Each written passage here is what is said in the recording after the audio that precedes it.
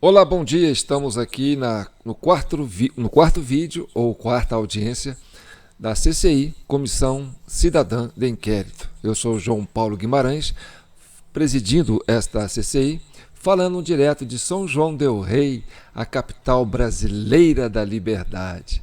Minas Gerais, um estado de espírito. Hoje, dia 21, dia do nosso conterrâneo, Tiradentes. Para quem não sabe, Tiradentes nasceu na divisa entre São João del Rei e Tiradentes. Ele nasceu do lado de lá da divisa, né, a fazenda do Pombal, que era dos seus pais, ficava na beira do Rio das Mortes, e ele veio batizar aqui, né, na província de São João del Rei. Então, o Tiradentes é batizado em São João del Rei. Então, o título de batismo dele, que era o registro civil da época, consta que Tiradentes é são-joanense. Já os tiradentinos brigam pela naturalidade dele, porque ele estava do lado da margem do rio, onde pertence hoje, né, ao município de Tiradentes. E, na verdade, a vida infantil de Tiradentes estava mais ligada, né, à cidade de Tiradentes, que antes chamava São José del Rei. Aqui chamava São João del Rei. Antes, muito antes, era Arraial Novo e Arraial Velho. O Arraial Velho era Tiradentes, o Arraial Novo era São João del Rei. E quem foi Tiradentes? Tiradentes foi o primeiro brasileiro que levantou o sentimento de patriotismo, que falou que o Brasil era que se os brasileiros quisessem, fariam deste país uma grande nação. E é isso que nós vamos fazer. E aqui nós estamos participando com a CCI, Comissão Cidadã de Inquérito. Acredito que seja inédito isso na internet. Talvez seja a primeira comissão cidadã de inquérito que vai investigar, né? Estamos investigando esses atos antidemocráticos que vêm acontecendo no Brasil ao longo do tempo. E a gente está bem avançado, né? Recentemente agora saíram umas imagens, né, do circuito interno do Palácio do Planalto, em que aparece o comandante do GSI sendo, né, envolvido com manifestantes, infiltrados, terroristas, antipatrióticos, sei lá, todos os termos que foram já adotados, hoje se resume a invasores. Enfim, nós vamos falar sobre isso e sobre a coisa mais importante que aconteceu no dia 8 de janeiro. Não foi a invasão dos prédios, sinceramente não foi. Não foi a quebra de relógios, não foi a quebra, né, dos móveis, das vidraças, não foi a omissão das autoridades, não foi o caráter de, sabe, como é que eu diria? O caráter de... faltou palavras para isso. Mas, enfim, o mais grave do dia 8 de janeiro, e que eu acho que nós devemos trabalhar, até por isso nós somos uma comissão cidadã de inquérito, é justamente, né, o confronto entre brasileiros. Ali nós tivemos um confronto entre brasileiros. Nós tivemos à beira de uma guerra civil, sabe? Ali nós tínhamos dois grupos de brasileiros, de cunhos ideológicos, né? Nós tínhamos ali a turma da esquerda se vestindo de direita, e nós tínhamos a turma da direita vestido de amarelo, né? Querendo questionar o resultado das eleições e depor um governo eleito recentemente por motivos que eles acreditam serem verdades. E do outro lado nós tínhamos outros brasileiros defendendo o governo eleito, entendendo que os motivos que eles estavam ali agindo eram verdadeiros. Então nós tivemos confrontos ali. Teve momentos que você viu brasileiros imobilizando brasileiros, embora alguns disfarçados, né? Eles não chegaram às vias de fato, porque eles simularam estar do mesmo lado. Mas, enfim, ideologicamente nós tivemos uma briga campal. Nós tivemos um grupo de brasileiros querendo, né, incriminar outros grupos de brasileiros. 1.000 e tantos, quase 1.500 brasileiros presos políticos, porque ali foi um embate político que nós tivemos ali, né, um confronto de ideias, um confronto de ideologias. Então, é a sociedade civil que estava ali. São os cidadãos brasileiros que estavam ali. Isso é que é o grave. Vamos esquecer a questão das autoridades, dos governos. Por que vocês estavam ali brigando? Por que nós, brasileiros, nos vemos ali em dois grupos distintos, se confrontando, um querendo a desgraça do outro? Por que estávamos brigando? Para que estávamos ali brigando? Por quem estávamos ali brigando? Então, a CCI, ela tem essa missão, sabe? É a comissão cidadã, porque nós estamos aqui para defender o interesse do cidadão, não é das autoridades que estavam, ou mentores, ou manobras subversivas, ou golpistas. Não, a gente não quer trabalhar com a ideia dos responsáveis, das autoridades, dos partidos. A gente quer trabalhar aqui a nossa posição de cidadão. Por que estávamos lá brigando? Para quê?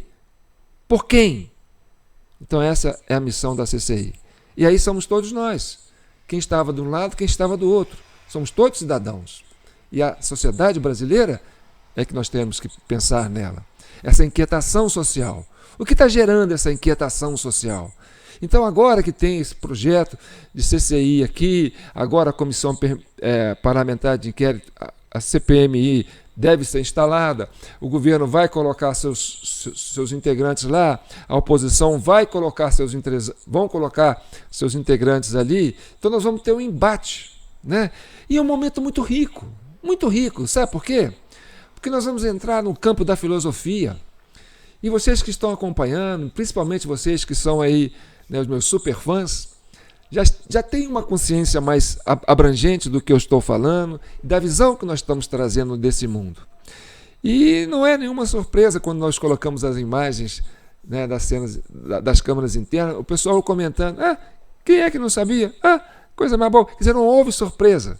A turma que é super fã e que está aqui nessa assembleia maravilhosa da Comissão Cidadã de Inquérito, porque ela é ampla, ela tem mais de 1.000 pessoas na Assembleia, mais de 1.500, que estão aí compartilhando, colocando, entendendo, tentando entender o que nós estamos tentando mostrar aqui. Então, nós vamos viver esse momento muito rico. E para quem estuda filosofia, vai ver a riqueza do momento, o que é a filosofia. Eu nunca estudei filosofia, cheguei a fazer vestibular, passei em filosofia, mas eu tinha uma opção de optar por economia. Eu optei por economia. Depois não gostei, fui fazer administração de empresa. Depois terminei, fui fazer comunicação, mas a comunicação de forma empírica, agindo, sabe? Fui entrar na arena do jornalismo, mas sou assim, uma pessoa, nunca me preocupei, vai ser jornalista sindicalizado. Eu falei, não, eu quero ser um pensador, né? Eu quero fazer documentários, pensar nisso. Então, essa é a grande questão, que é o império da razão.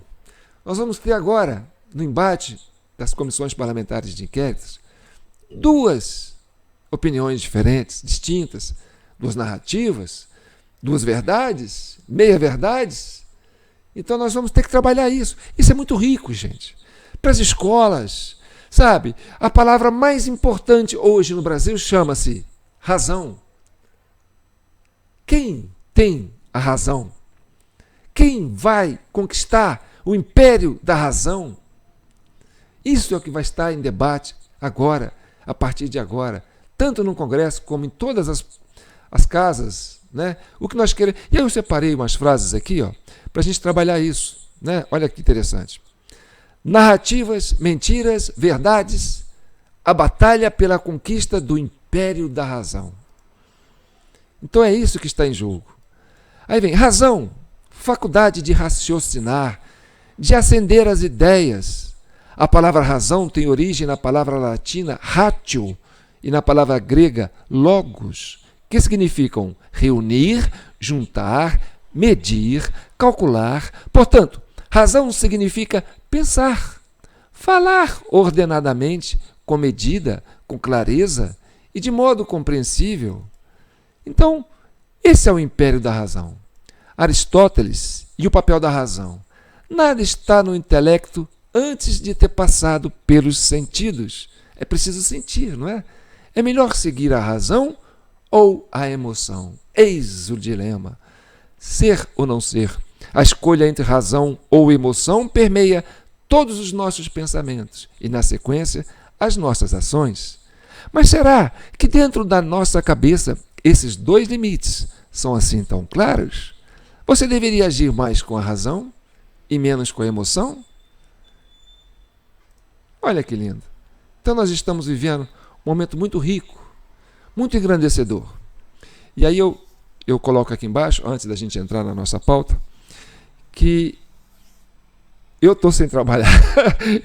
eu não posso ser orgulhoso nessa hora. Eu estou sem trabalhar desde o dia 30 de outubro, trabalhando nisso. Quem vem me acompanhando fala assim: João, você não está sozinho, você está defendendo essa pauta, você nunca abandonou os patriotas, você nunca abandonou o Brasil, você sempre acreditou. Então, desde 30 de outubro, eu estou focado nisso. E é por isso que talvez eu tenha aí essa turma de seguidores me acompanhando, e às vezes assim, você não pode sumir, você não pode desistir, a gente precisa de você. E por causa disso eu voltei. Quer dizer, eu não cheguei a sair, porque eu já estava pensando em parar. Sabe, minhas contas estão vencendo, eu não tenho renda, eu não tenho, né, eu sou um camelô, eu tenho uma banquinha na avenida ali, eu vendo jogos educativos, eu não canso de falar isso, e tenho um orgulho disso, sabe? No final da vida você quer viver simples, você não tem ambições, tudo que você tem, né, está na razão de ser, de existir, de pensar. Então vamos lá. Quando eu terminei falando, você deveria agir mais com a razão e menos com a emoção. Aí eu vou lá no parlamento e eu vejo a oposição eufórica. Impeachment do Lula, o governo caiu, a casa caiu. Vamos pedir impeachment, Lula fora, fora Lula. Sabe? Aí eu tenho um amigo aqui, que mora no Cajuru, aqui em São Miguel do Cajuru, um distrito aqui. Ei, turma do Cajuru, um abraço. Ele chama Silvio. O Silvio sabe o que ele é? Ele é um agricultor e ele adora carro de boi. Ele adora carro de boi. Ah, Silvio, como você adora carro de boi. Eu sei disso. E você vai conversar com o Silvio. Como é que é, Silvio? Tem como subir um morro colocando carro na frente dos bois? Não, não tem. E como descer um morro colocando carro na frente dos bois? Ele fala, não, não tem. O boi tem que vir na frente do carro. Então, esse é o conselho que eu dou para a comissão, para a CPMI. Principalmente para a oposição, sabe? E principalmente também para o pessoal do governo, sabe? Vocês têm que buscar a razão. E nada de colocar o carro na frente dos bois, nada de pedir impeachment antes de ter uma conclusão, sabe? Aquele negócio, olha, todo mundo tem um direito à ampla defesa, né? A contestação. Então, a razão, é a busca da razão. E você que está aqui na Comissão de Constituição e Justiça vai me ajudar nisso, tá certo? Então nós vamos buscar a razão. E aí, o que a gente tem que entender? Aí eu volto lá no começo.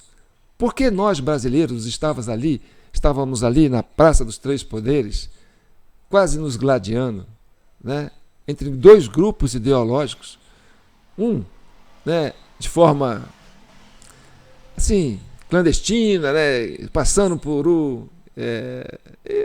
tipo assim, uma conspiração, né, conspirando contra um outro grupo, em outro grupo conspirando para derrubar o governo desse grupo que está disfarçado de patriota. Então, por que estamos ali? Por que estamos brigando? Para quê? Por quem? E a quem interessa brasileiros brigarem contra brasileiros? Então vamos aprofundar esse debate. Vamos fazer uma retrospectiva, vamos entrar no Google, fazer um monte de print, buscar informação. Sabe, eu vejo que tem uma preocupação muito grande em regular as mídias sociais, em regular a internet, né? Então, eu acho que a internet é um espaço de debate e aqui nós estamos para isso, é amplo, é democrático. E o Google, o pai dos burros, dá um Google, consulta um Google, vamos dar Google, vamos dar print, vamos fazer isso, vamos buscar a nossa memória, vamos rebuscar, vamos entender de onde que vem essa inquietação social Então vamos lá? Vamos trabalhar comigo.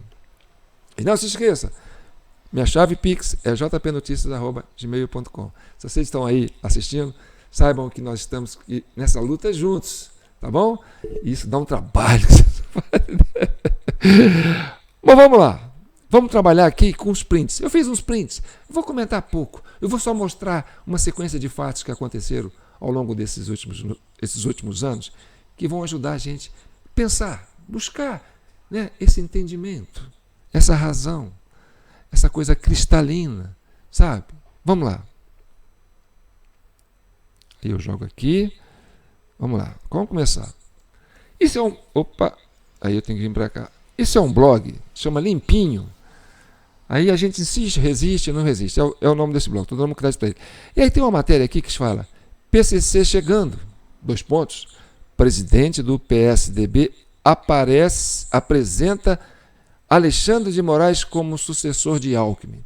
Nessa época, Geraldo Alckmin era presidente do PSDB. Então, ali tem uma notícia, não precisa ler, depois vocês pesquisam, vocês vão ver. Mas vamos só passar, sabe, o print. Aí tem essa aqui, ó. Tucanos questionam o resultado das prévias em São Paulo. Isso foi em 20 de março de 2016. Vem no Poder Folha de São Paulo. Tá certo? Aí você vê o Geraldo Alckmin, você vê o Dória, né?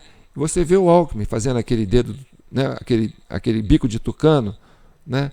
E o Alckmin querendo lançar o seu secretário de Justiça, Alexandre de Moraes. Mas houve ali um racha e o Dória acabou sendo o consenso ali, mas acabou dividindo o PSDB de São Paulo do mesmo jeito. Ali foi o fim do PSDB para Geraldo Alckmin, né? A supremacia de Geraldo Alckmin dentro do poder em São Paulo. Não do poder partidário, mas do poder político, né? Porque o Dória se sobrepôs. Aí vem aqui, ó. Isso também foi na Agência Brasil. Alexandre de Moraes assume Ministério da Justiça e Cidadania. Isso foi aonde? Isso foi no governo do Temer, né? Vamos entender por que ele chegou lá. Aqui tem, ó, essa frase aqui é muito... Isso foi na Rede Brasil Atual. Para a Polícia Federal, conversa sobre grande acordo nacional e estancar a sangria não é crime. Rede Brasil Atual. Esse é o Jucá, Romero Jucá, uma pessoa polêmica, né? Aí você tem aqui, ó, prisão. Lula é preso, ex-presidente se entrega à Polícia Federal. Aí você tem aqui, ó, com a prisão decretada, Eduardo Azeredo, do PSDB, se entrega à polícia. Quem não sabe, não lembra, o Eduardo Azeredo foi presidente nacional do PSDB. É um mineiro, foi 2 vezes governador do estado de Minas Gerais. Então, São Paulo e Minas Gerais sempre foram governados pelos tucanos, ao longo do tempo em que o PT esteve nesses 4 mandatos de governo federal. Então, 2 estados importantes de peso econômico e político, Minas Gerais e São Paulo, sempre estiveram na mão dos tucanos. Então, houve esse, né, essa assim, vamos dividir o queijo. Vamos lá. Aí tem. Polícia Federal pediu prisão domiciliar de Aécio, Cristiane Brasil e Paulinho da Força, né? Mas PGR e STF negaram. Vamos continuar entendendo as notícias que aparecem. Aí vem, esse aí foi o Anastasia, foi 2 vezes governador do estado de Minas Gerais pelo PSDB, assim como o Aécio também foi 2 vezes governador pelo PSDB, e nós tivemos também Eduardo Azeredo, né, governador pelo PSDB. Então, o PSDB foi hegemonia em Minas, como o Geraldo Alckmin foi hegemonia em São Paulo.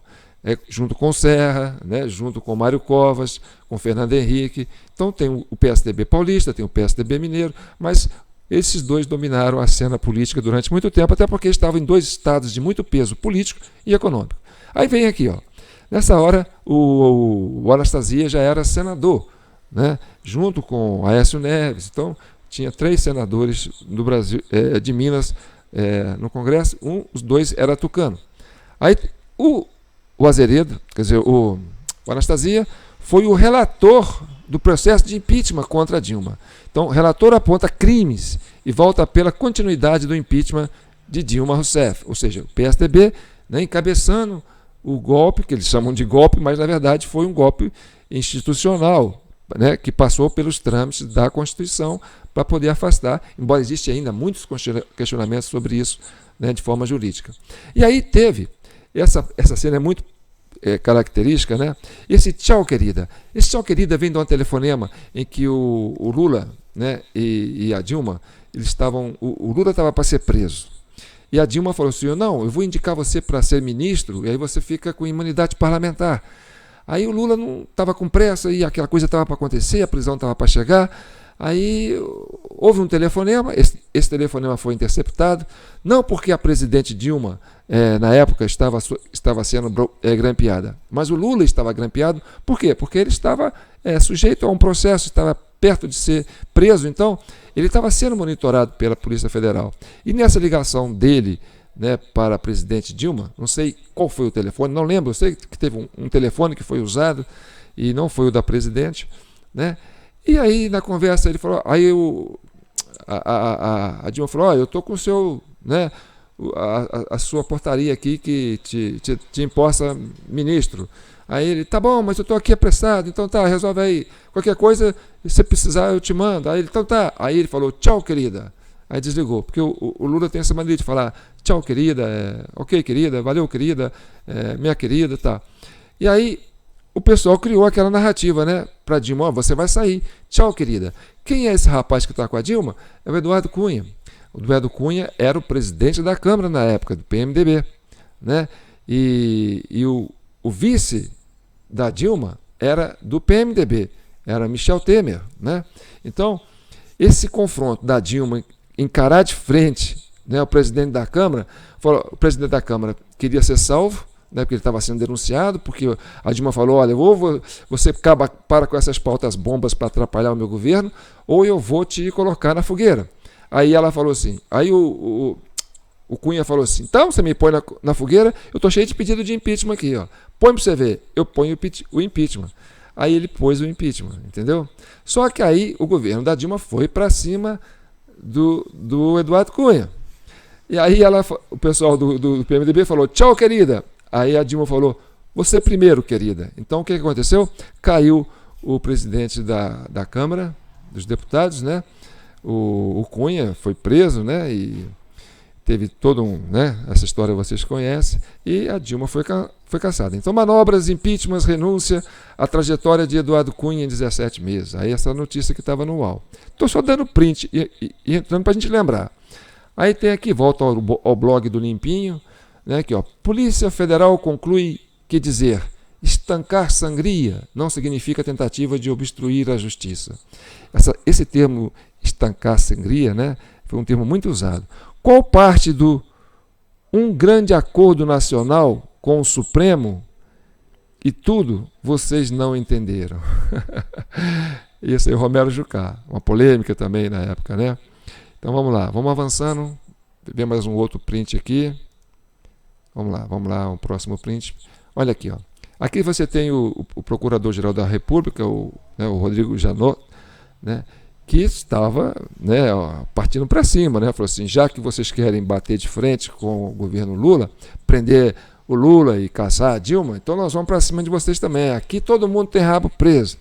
Aí a Polícia Federal conversa sobre grandes acordos nacional. Grande acordo nacional. Estancar a sangria não é crime.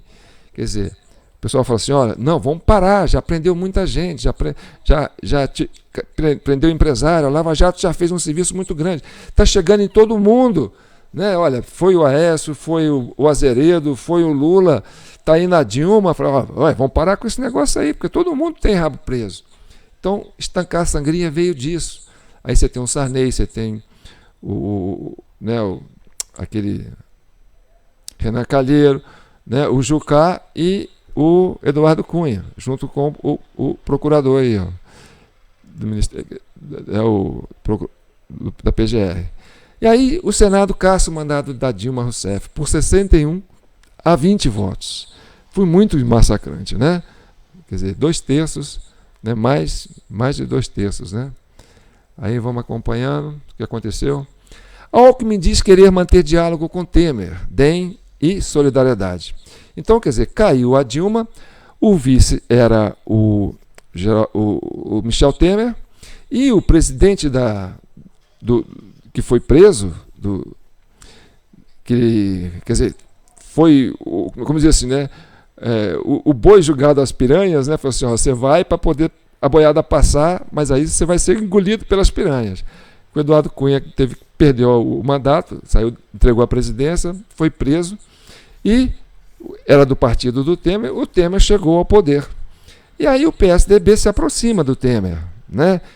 Alckmin diz querer manter diálogo com Temer, DEM e solidariedade. Vamos caminhando. Aí você tem essa parte interessante aqui, ó. Aliado do governador Geraldo Alckmin, advogado do preso Eduardo Cunha e jurista experiente, quem é Alexandre de Moraes? Ou seja, o Alckmin se aproximou do Temer e colocou o advogado, né, que era o seu ex-secretário de Segurança Pública, Alexandre de Moraes, para ser o advogado do Eduardo Cunha. Então, olha aí a aproximação. Quer dizer, quem passou a ter mais poder no governo do Temer foi o PSDB e o próprio Geraldo Alckmin. Por quê? Porque ele fez uma costura para salvar né, a sangria, né, para estancar a sangria. E a participação grande do Alexandre de Moraes dentro desse contexto. Agora vocês vão ver como Alexandre de Moraes começa a aparecer. Então Temer indica ministro Alexandre de Moraes para a vaga de Theory no STF. Então o que aconteceu? O Alexandre de Moraes, depois que defendeu o Eduardo Cunha, foi indicado para ministro do Temer, ministro da Justiça.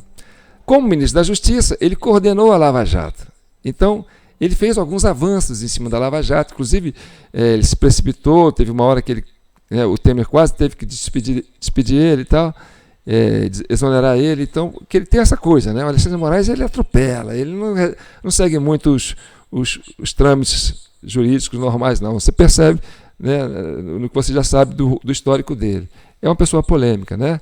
Então, ele era, na verdade, indicado pelo Geraldo Alckmin, né? Foi colocado como ministro da Justiça do governo Temer, né? Vamos entendendo.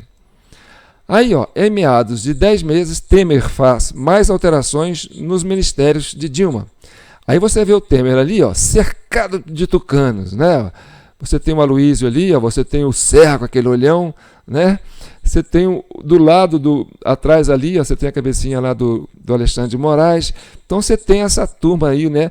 Quer dizer, o staff do PSDB cercou o Temer e falou: não, nós estamos no controle. Né? O Temer ficou refém, né, do PSDB. Morre o relator da Lava Jato num acidente de avião inexplicável até o momento.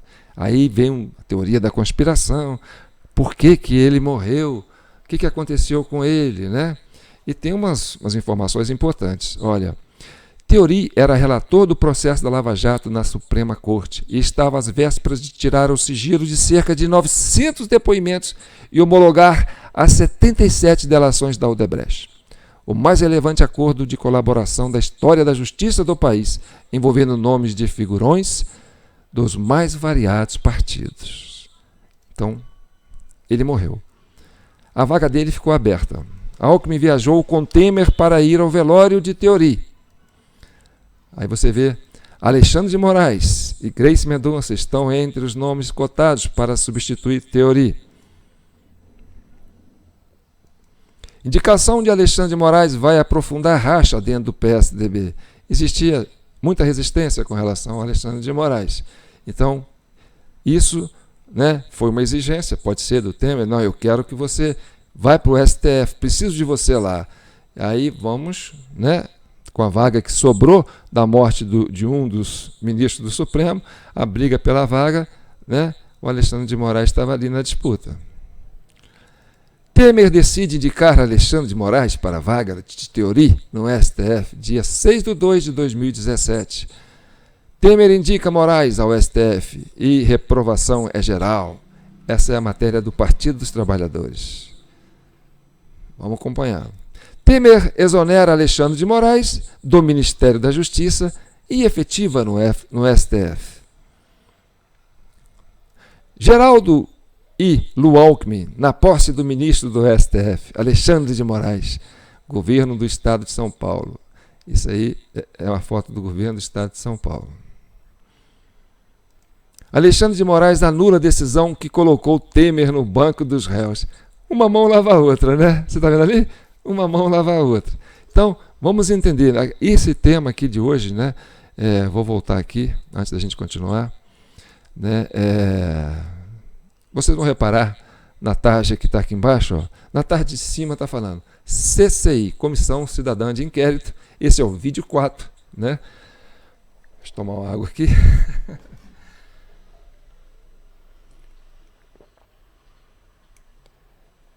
Ionite, estou tomando. Vamos lá. E aí, olha, o tema da audiência é a cultura do golpe e como ela afeta nossas instituições. Tá lento aí, mas vai chegar. Ó. Nossas instituições democráticas. Criando insegurança jurídica, injustiças e conflitos sociais.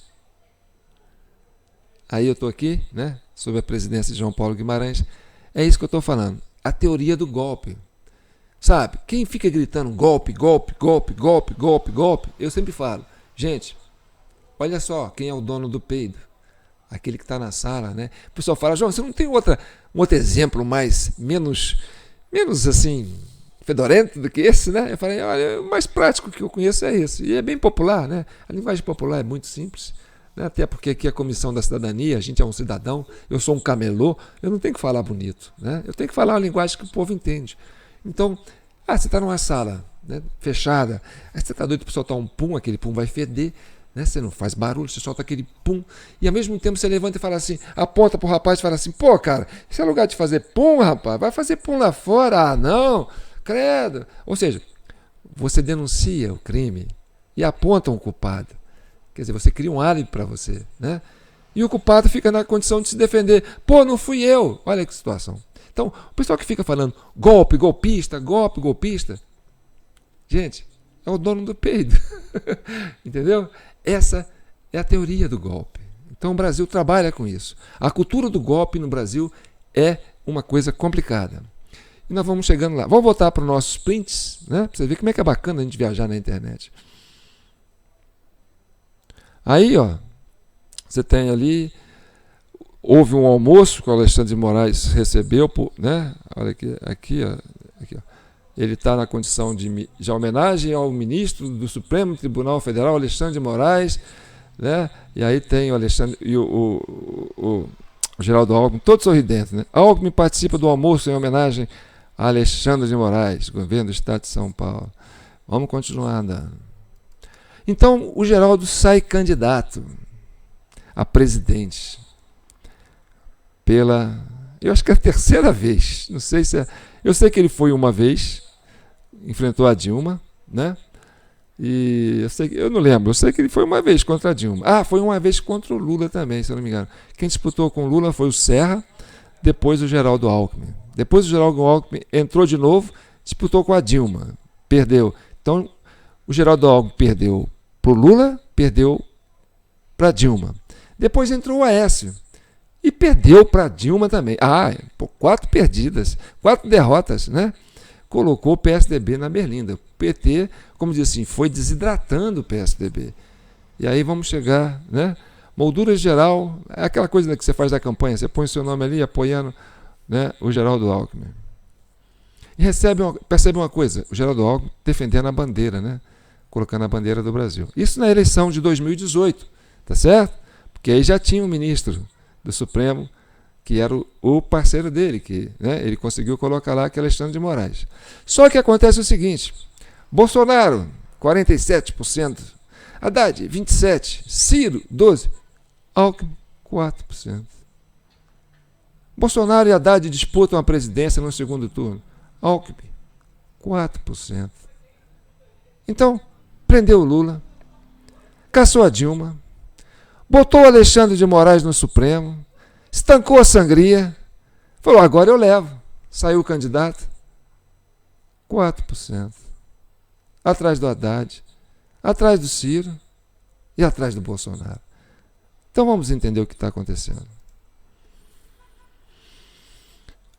Eleições de 2018. Como Alckmin e Marina entraram grandes na eleição e saíram nanicos. Vitória. Jair Bolsonaro, eleito presidente, interrompe série de vitórias do PT. 4 mandatos consecutivos. Lula ganha o primeiro mandato avassalador do governo Temer. Não, do governo do Fernando Henrique. Depois vem o mensalão. Ah, que partido corrupto. Lula ganha de novo. Depois vem, né, os escândalos do Petrolão. O Lula, a Dilma vem do nada, nunca foi candidata nem a síndico de prédio, e ganha de novo. Aí vem a Lava Jato e faz aquela lavagem, aquela bambança toda. A Dilma vai, disputa o Congresso, conhece e ganha de novo. Ah, tomando PSDB, fica para morrer. Tem alguma coisa errada, não é possível. Mas o Jair Bolsonaro entrou contra o Haddad, por quê? Porque o PSDB fez o trabalho de tirar, né, o PT de circulação, porque não entendia como o PT ganhava aquelas eleições. Ele não entendia o processo eleitoral. E aí foi acontecendo o quê? Que nesse embate, nesse abraço dos afogados, PSDB e PT, né, eles foram se degladiando e aí foram assim perdendo vitalidade, seus quadros foram sendo deteriorados porque foram para a mídia, se expôs, Dirceu, Genuíno, Palocci, Lula, Dilma, Aécio,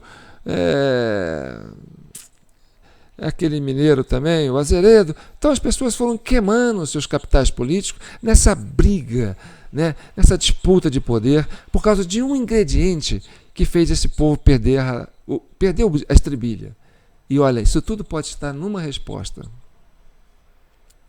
A resposta disso tudo, o problema disso tudo, que nós ficamos trabalhando aqui esses quase 6 meses, e até que enfim nós conseguimos fazer com que o Alexandre de Moraes abrisse a guarda e admitisse que o problema da urna eletrônica estava no dedo do mesário. A digital do mesário abria a urna para qualquer eleitor votar. Até o mesário podia votar quantas vezes ele quiser. Então esse discurso de que a urna eletrônica era inviolável, era impenetrável, que era um sistema seguro, foi por terra. Foi por terra. Alexandre de Moraes teve que admitir isso. Admitiu no nosso programa. Não por força de vontade própria, certo? Porque ele foi induzido a responder perguntas que nós fomos colocando aqui. E nós pegamos isso na nuvem, no Google. Então tá, vamos continuar. Aí você tem, olha, em Minas Gerais, Romeu Zema, Partido Novo, pega o Antônio Anastasia, que vinha, né, tentar mais um mandato, e dá uma caçapada nele. 71 contra 28. Foi uma varredura, né? Por quê? Porque o PSDB ficou numa briga de galo, sabe? Os dois galos saíram despenados, PT e PSDB. Isso foi criando uma instabilidade no Brasil muito grande, e a população acordou, falou, a gente não quer essa briga.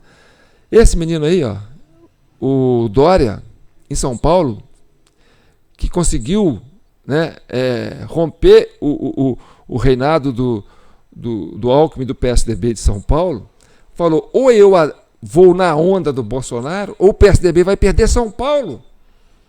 Aí o menino, entendeu? Foi o primeiro infiltrado. O primeiro infiltrado bolsonarista que nós tivemos no Brasil foi esse governador, o Dória, né? Que foi se prostituiu como bolsonarista, né? Para poder chegar ao poder. E depois a gente sabe o que ele fez, né? Ó, São Paulo, Dória volta com camiseta Bolsodória sem o apoio de Alckmin. Então o Alckmin também foi desidratando, perdendo o seu poder dentro do estado de São Paulo, o estado mais poderoso do Brasil, e o Aécio perdendo o PSDB, né, para o Zema. Vai entendendo. Aí que STF nomeia Alexandre de Moraes para TSE e envia a Temer lista tríplice. Isso aí, ó, foi ainda quando o Alexandre de Moraes era ministro e ainda estava no governo do Temer. Ele vai para o TSE. E aí, ele estava no TSE quando Aí vem, Alexandre de Moraes prorroga inquérito das fake news por mais 180 dias. Aí você está tendo isso aí. Alexandre de Moraes toma posse no TSE e enaltece a confiança no voto eletrônico. Até pouco tempo, né? Até pouco tempo. E aí o Bolsonaro foi vítima, né? Porque ele foi um algoz do governo Bolsonaro, porque ele queria o patrão dele, o Temer, presidente. Tudo foi colocado, o desgaste, a briga de galo, a depenação do PSDB, aquilo tudo foi para um projeto político de colocar o Alckmin no poder. Né? Então, como o Bolsonaro levou, né, herdou esse espaço, porque tem uma coisa que eu aprendi na política, eu não sou político, mas sou um analista político, e isso uma raposa me falou há muito tempo atrás, falou, João, na política tem um ditado que é básico. O vácuo, o gás, tem horror ao vácuo. O gás tem horror ao vácuo. Então, se tem um vácuo, o gás vai lá e ocupa. Então, o vácuo que foi deixado por essa briga entre PSDB e PT, quem entrou no vácuo? Bolsonaro. E aí ele captou essa votação. Entenda como Alexandre de Moraes se tornou o inimigo número 1 do Bolsonaro. Por quê? Porque o Bolsonaro entrou no vácuo.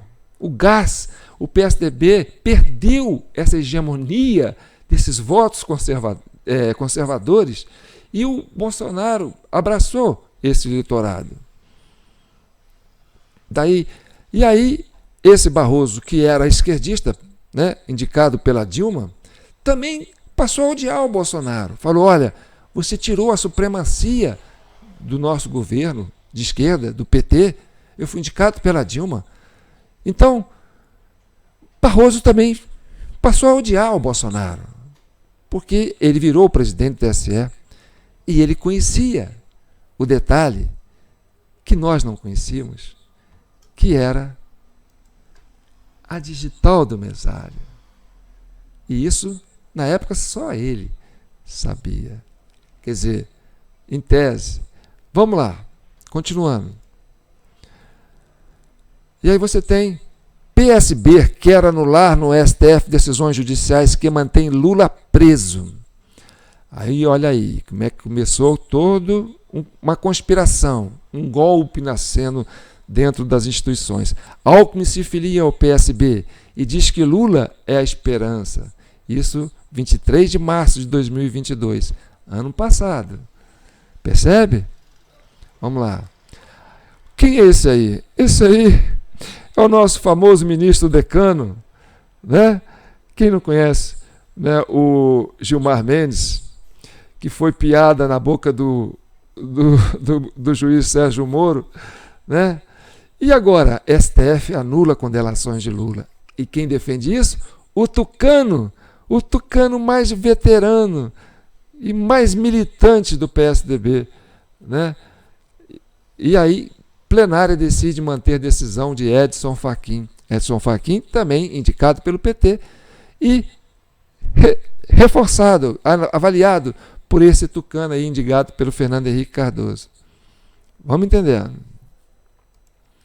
A união entre Lula e Alckmin, se sacramentada, será o lance mais surpreendente da eleição.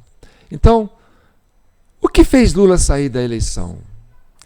Aí tem um vídeo meu que vocês têm que assistir. Se vocês pesquisarem, vocês vão ver. Está lá no meu Facebook. E o título é assim, né? Cheguei à conclusão de que Lula saiu da prisão. Quer dizer, Lula foi preso pelo mesmo motivo que ele foi solto. Ou seja, ele foi preso para ver se o PSDB conseguia chegar ao poder. Como não chegou, ele foi solto para ver se o PSDB consegue chegar ao poder. Só que como Alckmin, com 4% de voto, não ia conseguir. Como Geraldo Alckmin foi o responsável, junto com o Alexandre de Moraes, pela incrementação da Lava Jato, né, para prender o Lula, para oferecer, né, esse vácuo para o Alckmin ganhar, e aí ele não conseguiu pegar o vácuo e o Bolsonaro pegou. Então, o que acontece? E nós prendemos, nós soltamos, desde que você aceite o Alckmin de vice. Vamos continuar. Opa, deixa eu passar para lá. Epa, volta aqui, João. Você está correndo com a bandeira. Então tá, aí está o Temer. A união entre Lula e Alckmin, né? E aí você vem. O papel importante, mas não decisivo, de Alckmin na campanha de Lula ao Planalto.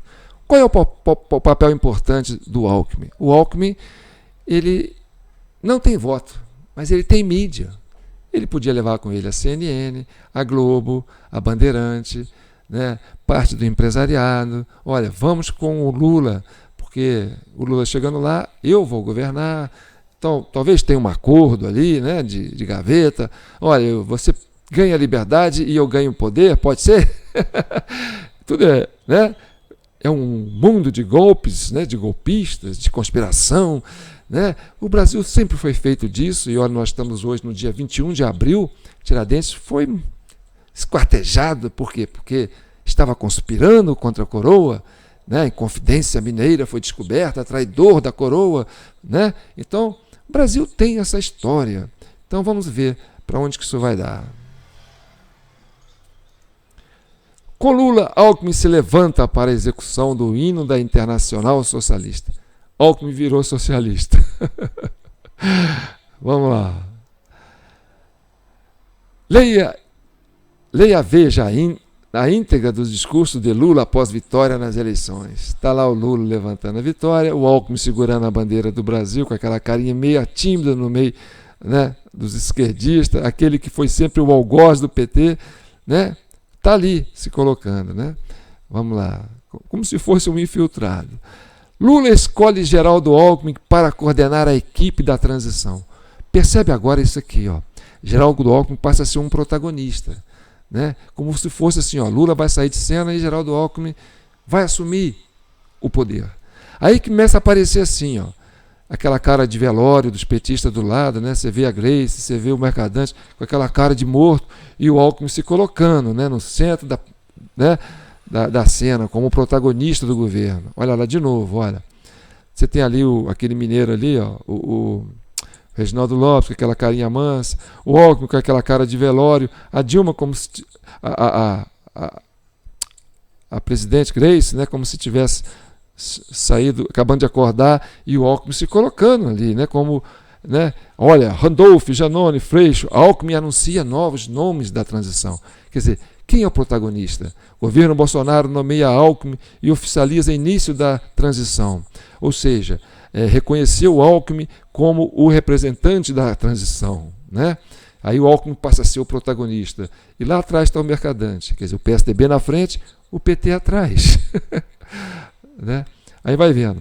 Alckmin é nomeado e transição para o governo Lula é oficializada. Então, como eu disse, o Alckmin tinha com ele a mídia, né? A mídia corporativa, que eles chamam consórcio de mídia, que fizeram todo aquele jogo de agredir o Bolsonaro, de incriminar o Bolsonaro, de alterar as pesquisas, né, de instituto de pesquisas. Então, esse complexo midiático foi o que deu ao Geraldo Alckmin essa possibilidade de ter a eleição com o Lula. O Lula nunca teve isso, o Lula nunca teve, né, esse respaldo midiático, né, dessa mídia poderosa que o Brasil teve. Ele sempre foi visto com desconfiança. Então o Lula se sentiu assim, pô, eu tô na onda, né? Vamos lá. Quais são os nomes do governo de transição de Lula? Quem está ali na frente? Geraldo Alckmin. Lá atrás está aquela mulher do PSDB, do PCdoB, ali o Randolfo Muxinho, o Geraldo Alckmin. E a turma lá atrás, você vê, rapaz, que eles estão parecendo em velório. Né? E quem está na frente? O PSDB. Né? Quer dizer, o PSB, mas é o PSDB disfarçado. Né? Vamos lá. Olha só. De novo, Planalto nomeia Alckmin e oficializa início da transição. É a cena do governo, né? Olha, Alckmin anuncia 36 nomes para a transição do governo. Lista tem ex-ministros do PT. Então, a cara da Grace, aquela cara de velório, e o Alckmin se colocando, né, no centro das discussões. Percebe? Olha só. Atrás tem o Reginaldo, já começa a aparecer pessoal do PSDB junto. Lá atrás ali está o Pimenta, quer dizer, o Alckmin assumindo. Até parecia que tinha um acordo, olha só. Olha esta cena. O poderio do Alckmin no centro. Parece, né, a Santíssima Trindade. Deus me perdoe, né? Eu estou fazendo uma analogia aqui, mas é mais para ilustrar. O Todo-Poderoso, né? Alckmin. E atrás ali, aquele com pose de mordomo, né? Quase não fala nada, ele não falava nada, ele só ficava ali plantado. E a Grace também ali plantada. Parece que eles estavam como reféns. Olha, nós estamos aqui, não podemos falar. O Alckmin é o homem que fala. Vamos vendo, gente. Esse aí é muito interessante. Olha só, de novo, né? Essa cena.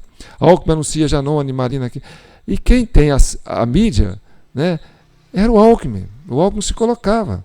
Ele virava a manchete. Aí vem isso aqui, ó. Começa a entrar isso aqui. Eu vou deixar o áudio para vocês. Ontem o Jornal Nacional publicou que Lula teve uma primeira reunião com a equipe de transição de governo. Só que o Lula não aparece nessa reunião. Aparece uma foto dele, uma imagem dele antiga de campanha, ele falando ainda com 13 atrás. Mas o que me chamou a atenção foi a fala do Randolph, esse senador aí, ó. Preste atenção. Da equipe de transição devem ser anunciados amanhã, após a chegada de Geraldo Alckmin. A ideia é amanhã ter já definido todos os nomes, o presidente, o vice-presidente, a presidente Glaze. Eu acho que eu entendi que ele chamou o Alckmin de presidente. Vamos ver de novo. Ó, vou pegar daqui. A 100 bilhões de reais. O que é que eu estou pedindo? Que a gente seja comedido, que a gente faça modificações só naquilo que for imprescindível e inadiável. Os escritórios de Lula e Alckmin para a transição já foram montados no Centro Cultural Banco do Brasil, em Brasília. O senador Randolph Rodrigues, um dos coordenadores da campanha, disse que novos nomes da equipe de transição devem ser anunciados amanhã, após a chegada de Geraldo Alckmin. A ideia é amanhã ter já definido todos os nomes, o presidente, o vice-presidente, ter já definido todos os nomes, o presidente, o vice-presidente, Vou repetir após a chegada de Geraldo Alckmin. Pela terceira vez. A ideia né? é amanhã ter já definido todos os nomes, o presidente, o vice-presidente, Aí, ó. Gente, fica esperto. Eu tô achando que aí tem. Gente, esse vídeo vai durar 1 minutinho. Quero que vocês tenham paciência para ouvir isso aqui. Essa é uma coletiva que o Geraldo Alckmin está dando. E esse vídeo tem 26 segundos. Vocês vão esperar 26 segundos. Ele foi postado no site do Partido dos Trabalhadores. Olha aí, ó. Tá vendo? Agora vocês vão prestar atenção num detalhe que vai acontecer no final da fala do Alckmin. Preste atenção. A preocupação é, primeiro, manter o Bolsa Família de R$600 para pagá-lo em janeiro. Há necessidade de, até 15 de dezembro, termos a autorização, e tudo tem que ser muito rápido, porque tem que se ainda ter uma série de procedimentos. Então a rapidez, a agilidade é muito importante. Eu fiquei doido, ou eu escutei uma repórter falar assim: presidente, presta atenção, tá aqui, ó. Vou soltar de novo, ó. Se ainda ter uma série de procedimentos, então a rapidez... Vocês ouviram? Vou repetir pela terceira vez. Se ainda ter uma série de procedimentos, então a rapidez... Presidente, isso está me deixando com a pulga atrás da orelha. Aliás, o Lula está sumido. Essa entrevista foi dada no dia 3. Hoje é dia 5 de noite. Eu não tenho visto, eu tenho procurado notícia do Lula por tudo quanto é lado. E não estou achando. Agora, o Alckmin dá uma coletiva e é chamado de presidente. Isso está muito suspeito para mim. Ou seja, começou a acontecer um burburinho na base do Lula no Nordeste. Por que no Nordeste? Quem elegeu o Lula foi o Nordeste. E aí, nós já falamos muito sobre isso, como é que o Nordeste consegue eleger o Lula. Para quem é fã, super fã do meu canal, sabe do que eu estou falando, né? Então vamos lá. O Lula, né? Lula indica que Flávio Dino será ministro em eventual governo. Então, quer dizer, quem elegeu o Lula não foi o Alckmin, foi o Nordeste, né? A militância do Nordeste. E depois, isso não cabe agora explicar como é que o Nordeste fez o Lula ganhar, tá? Mas a questão é que o pessoal do Nordeste começou a ficar, peraí, nós elegemos o Lula e está aparecendo o Alckmin. Não, isso não pode, vamos para cima, né? E aí o Lula foi tirado do casulo, falou, olha, peraí, não é assim não, essa turma que ficou lá na frente da Polícia Federal lá chamando, boa noite, bom dia Lula, presidente Lula, boa tarde presidente Lula, boa noite presidente Lula, era a gente que estava com você, rapaz, não era esse povo não, o Geraldo Alckmin que colocou você lá, agora você está querendo colocar esse cara no governo, você quer que a gente trabalhe para colocar esse cara no governo, você está dando um golpe na gente, você está batendo a sua militância do Nordeste. Nós colocamos a cara a tapa, nós nos comprometemos aqui, fizemos o que podia, como diz o Alckmin, o podia e o que não podia fazer para colocar você presidente, e você coloca o Alckmin como o seu gestor, a cara do governo é o Alckmin. Aí o que aconteceu? O Lula foi obrigado a entrar em cena, né? Foi obrigado a entrar em cena. E aí ele assume o protagonismo. Lula anuncia Haddad, Rui Costa, Dino, Múcio e Vieira como ministro. Ou seja, o pessoal da esquerda sentiu que o Alckmin estava querendo dar um golpe no PT. Olha, prendeu para ser eleito. Depois soltou para ser eleito. Não, nós vamos trabalhar para o Alckmin. Nós vamos trabalhar para o Lula. E aí o Lula foi obrigado a... O Alckmin foi obrigado a sair de cena. Então, o projeto que ele tinha, eu não sei o que ele combinou com o Lula, mas se ele tinha o projeto de ser o gestor, né, o Lula governava, se eu vou ficar viajando, você vai ser o nosso primeiro-ministro, eu vou ser o presidente, vou ficar fazendo palestra, vou ficar viajando com a Janja, não sei, e você vai ficar governando, que é o que você quer, né? Então, eu saio da cadeia, você governa, todo mundo fica bem. Só que a base do Lula não entendeu isso. Falou, nós elegemos você. Então, e o Lula sabe que ele não pode pisar na bola com essa base da esquerda, né? Porque ele sabe como é que a esquerda elege ele. Então ele está com a mão amarrada com esse pessoal. Aí o pessoal falou para ele, ou você assume a presidência, ou então a gente vai rodar a baiana, né? Então vamos lá.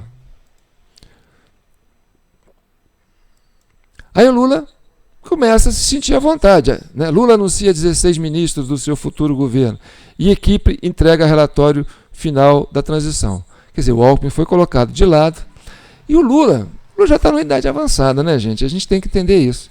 Eu entendo que o Lula não queria estar ali. Talvez queria sair da cadeia, mas ele não queria entrar aí desse jeito. Ele jamais ficaria confortável em ter como vice o seu algoz, aquele que o colocou na cadeia.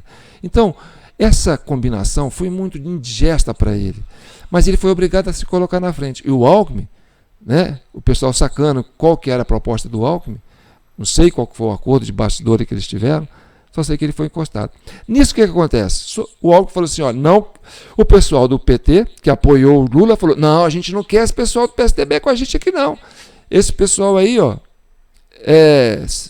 X9, sei lá, eles têm um jeito de falar, né?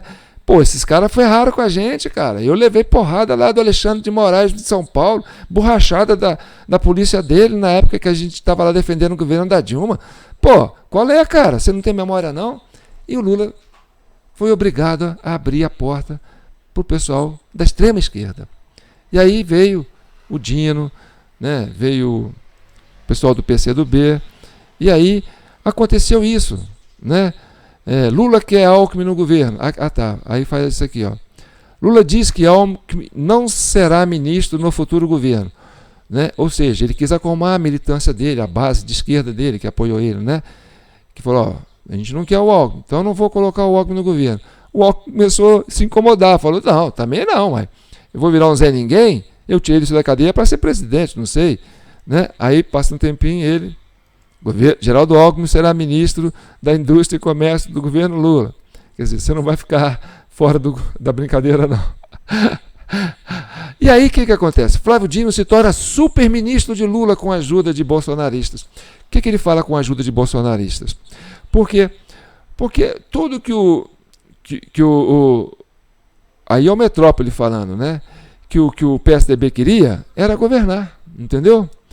Como a oposição, né, sentiu que o PSDB estava querendo tomar conta, e talvez os bolsonaristas denunciaram isso, né? Aí o Alckmin teve que se esconder, sair da cena, né? E a extrema-esquerda, que tem o Lula como, né, quase um refém, ó, nós que fizemos você, nós que te elegemos, o Nordeste que sustenta você, cara, então vamos para pau. Aí colocou o Dino. O Dino é PCdoB, né? E o Dino virou o protagonista. O que era para ser o Alckmin passou a ser o Dino.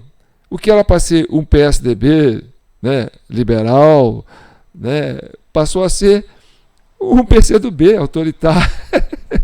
E aí o governo radicalizou. O governo do Lula foi para a extrema esquerda. E aí isso foi assustando a mídia. Então, tem esses links aí, ó, no YouTube. Tá aqui, ó. Flávio Dino nomeia policial que defendeu prisão de Lula. Aí falou, pô, como é que ele foi defender? Quem indicou esse cara para ele? Ah, foi a turma do PSDB, a turma do Alckmin, né? Por quê? Porque a Polícia Federal sempre esteve na mão do PSDB. O PSDB tem um braço grande na Polícia Federal. Tinha, né? E queria continuar, porque caiu o diretor-geral da Polícia Rodoviária Federal por causa daquele escândalo lá das blitz do Nordeste no dia 30 de outubro. E aí o pessoal do PSDB indicou um outro nome de confiança. Ia para lá um cara que era militante da Lava Jato. Né? Aí, no mesmo dia, o pessoal do PSDB, do PT falou, não, esse cara aí é da turma da Lava Jato. Flávio Dino cancela a nomeação do diretor da PF que defendeu prisão de Lula após 24 horas. Então, o que aconteceu?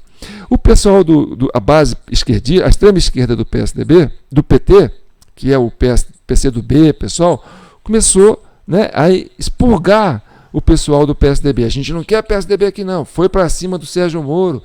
Está querendo prender o Sérgio Moro de tudo quanto é jeito, entendeu? Aí, aqui, ó, novo diretor da Polícia Rodoviária Federal divide aliados de Lula. Quer dizer, esse Bergano, que é o novo que assumiu, né, que ia assumir, novo diretor-geral da Polícia Federal divide aliados de Lula. Aí tá, o pessoal da esquerda e o pessoal da direita. Então vamos continuar pensando, vai acabar. E tem assunto aqui para muito tempo, né, gente? Então, o que deu errado nessa aliança? Aí tá, quando eu falo para você que o Brasil, a cultura do golpe, né, e como ela afeta nossas instituições democráticas, criando insegurança jurídica, né, injustiças e conflitos sociais. Então, essa tensão social vem tudo daí, sabe? E a gente tem que entender o Brasil a partir disso, porque a nação brasileira somos nós, povo, cidadão, sabe? Tem uma crise política vivendo, nós estamos vivendo uma crise institucional, nós estamos vivendo uma crise de autoridade, nós estamos vivendo uma crise de valores, nós estamos vivendo uma crise da razão e agora nós vamos ter a CPMI. Esse vídeo já passou de 1 hora, mas eu tinha que ser grande. Grande assim, o vídeo tinha que ser grande, porque eu sou pequenininho, eu sou um camelô que não tem renda, que não tem patrimônio, que não tem bens, que não tem aposentadoria. Eu só tenho essa vontade de ver vocês bem, sabe, brasileiros? A gente quer ver o Brasil grande. O Brasil é que tem que ser grande.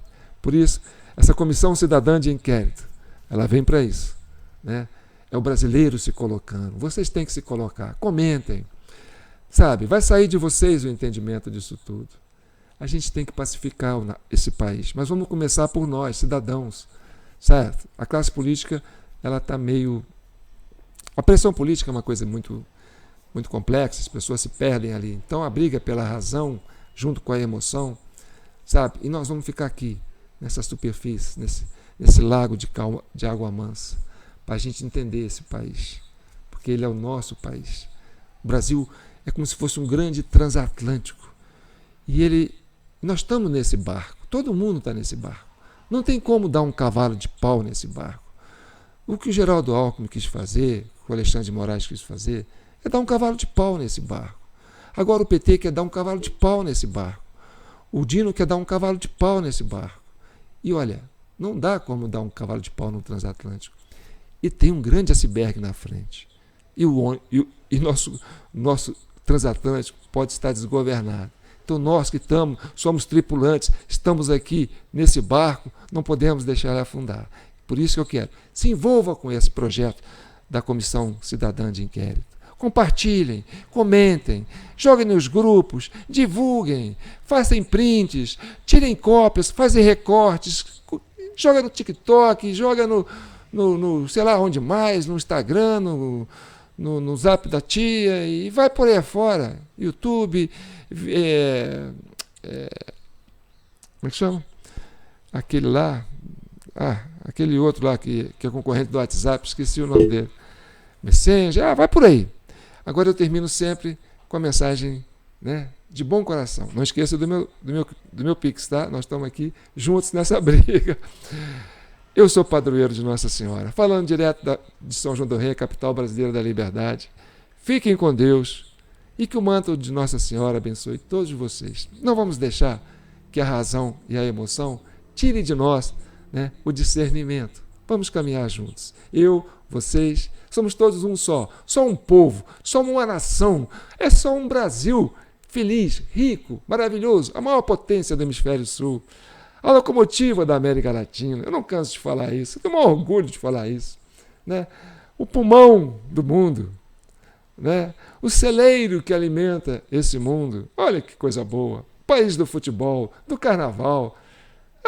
Faça o favor, vamos sambar, gente. Aproveitem as férias. Quem tem praia, vai na praia. Quem não tem, vai para o lago. Quem não tem, vai para as montanhas. E aqui, eu, das Alterosas, me despeço de vocês. Fiquem com Deus.